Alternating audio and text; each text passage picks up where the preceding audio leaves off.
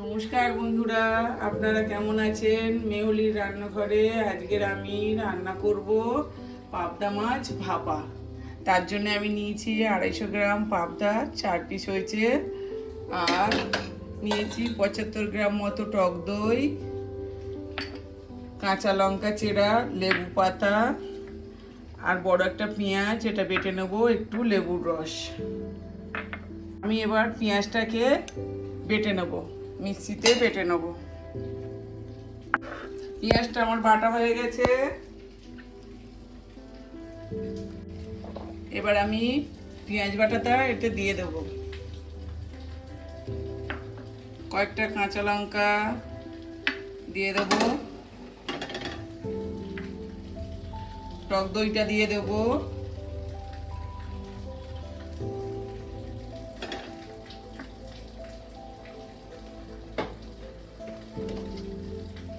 নুন দিয়ে দেবো পরিমাণ মতো,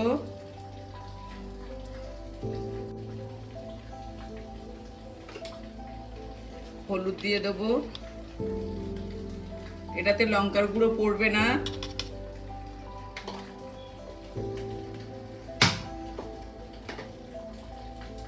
আর দিয়ে দেবো, এটা আমি সাদা তেল দিয়ে করব, তেল দিয়ে দেবো।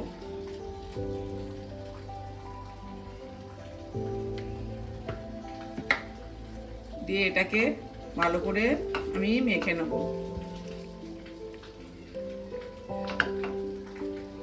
আপনারা চাইলে গুঁড়ো লঙ্কা দিয়ে দিতে পারেন, আমি এটায় গুঁড়ো লঙ্কা দেব না।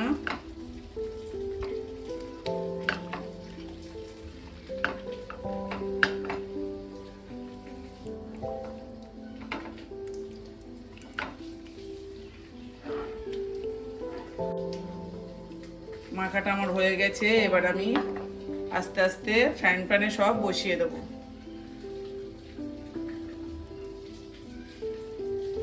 ফ্রাইং প্যানে বসিয়ে সব মশলাটা আমি এতে দিয়ে দেব, দিয়ে সামান্য একটু জল দেব।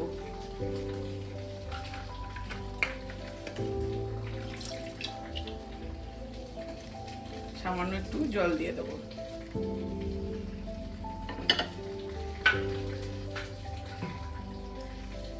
দিয়ে এবার আমি গ্যাসটা জেলে দেবো। গ্যাসটা জেলে আমি কিছুক্ষণ এটা চাপা দিয়ে ভাপিয়ে নেব। মিনিট 5 আমি চাপা দিয়ে রাখবো। 5 মিনিট পরে ঢাকাটা খুলে একটু মাছগুলোকে আমি আস্তে করে উল্টে দেবো। যেহেতু কাঁচা মাছ আর পাবদা মাছ খুবই নরম, এইভাবে আস্তে আস্তে একটু আমি উল্টে দেবো। আপনারা উল্টে না দিতে পারলে এইভাবে ধরে এইভাবে একটু নেড়ে মশলাটাকে করে দেবেন। দিয়ে আমি আরো 5 মিনিট হতে দেবো। তার আগে আমি একটু লেবুর রস দিয়ে দেবো, 1 চামচ লেবুর রস দিলাম। দিয়ে চাপা দিলাম আবার 5 মিনিট। এবার 5 মিনিট পরে আমি এটা ঢাকাটা খুলে আপনাদের দেখাচ্ছি। দেখুন কত সুন্দর দেখতে হয়েছে। এবার আমি দিয়ে দেবো 4টে কাঁচা লঙ্কা আর লেবু পাতা কোচানোটা। আর যদি আপনারা মনে করেন একটু ধনে পাতা কুচি দিয়ে দিতে পারেন। আর আপনারা যদি এই টক দই দিয়েছি তো, যদি মনে করেন একটু চিনি ব্যালেন্স করার জন্য দেবেন, দিতে পারেন। এইভাবে একবার বাড়িতে করে খেয়ে দেখবেন, খুবই ভালো লাগবে।